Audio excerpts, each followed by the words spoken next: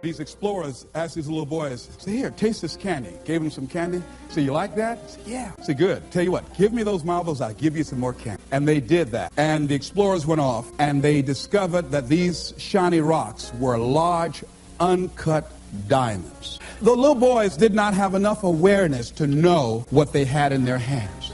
And many of us are like that. Many of us have genius within us. We have ideas and we use it for the company. We put in long hours, 60, 70 hours a week for the company store.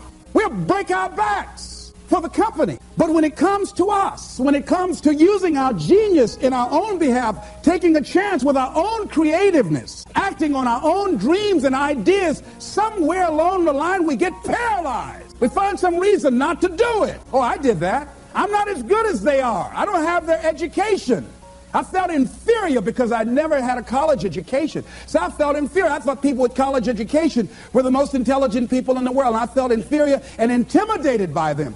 So I wouldn't want to speak before people that had more education than I did. What? Come on, Les, you can do that. Oh, no, I can't. Les, you're a good speaker, man. You can just communicate with people, period. Well, I'm not, there's just some things I just don't know. And can I pass? Get somebody else. I got a friend, man.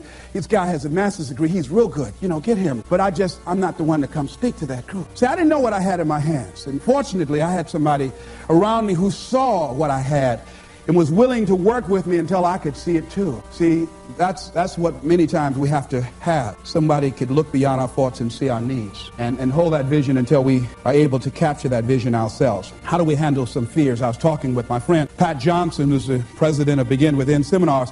Think about some major fear you have. Here's one thing she said, which is good. She said, Les, if you got a real major fear, she said, take a deep breath and see yourself strong enough and more than able to handle that fear, whatever it is. Everybody take a deep breath.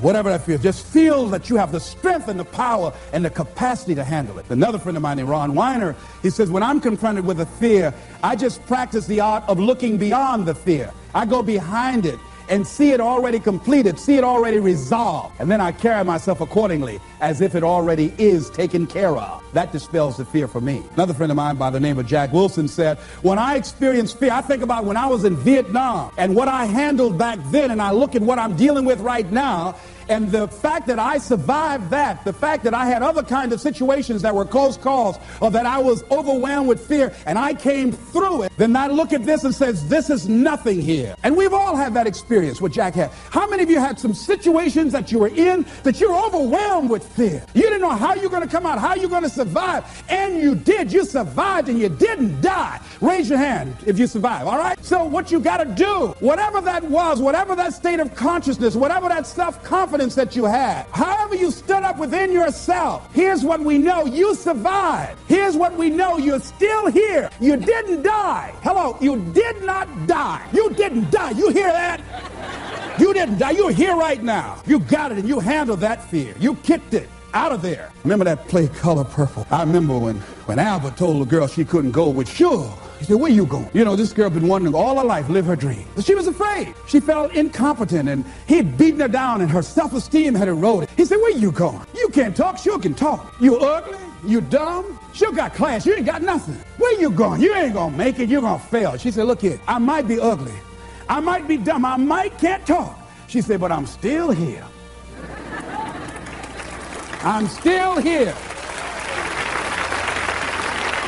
And so as you begin to look at the fears in back of you, you came through those fears and you're still here. See, that's a testament about how powerful you are. And so whatever the volcano is, you have the capacity to take that volcano on, the capacity to jump in it and find your true identity. Here's another thing that keeps a lot of people from taking on the volcanoes and jumping into the challenges that they're confronted with: the fear of making mistakes or not feeling good enough. Guess what? You're going to make some mistakes. You're going to make a lot of mistakes. Guy said this, and it's true. He said the person who has never made a mistake hasn't done anything. And you're going to make some mistakes if you want to do something out here. You're going to fall flat on your face. You're going to be criticized when you come out into the arena called life. You're going to feel awkward and stupid and dumb sometimes. It goes with the territory. But it's okay. What's important is that you bring your stuff out here. Are you good enough? Prepare yourself. See, there's no substitute for competency.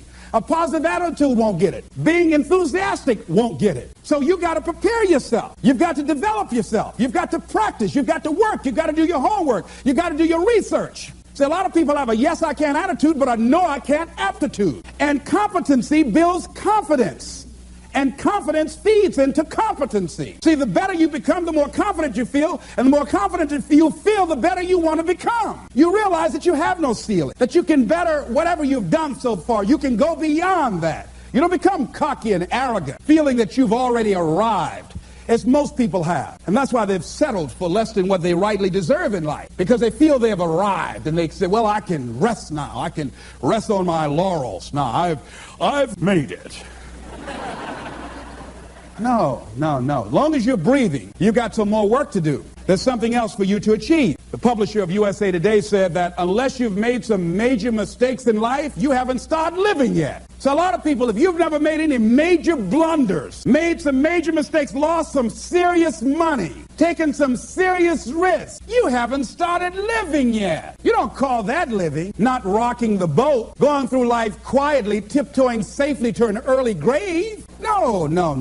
You got to take some chances. You want to bring some adventure to your life.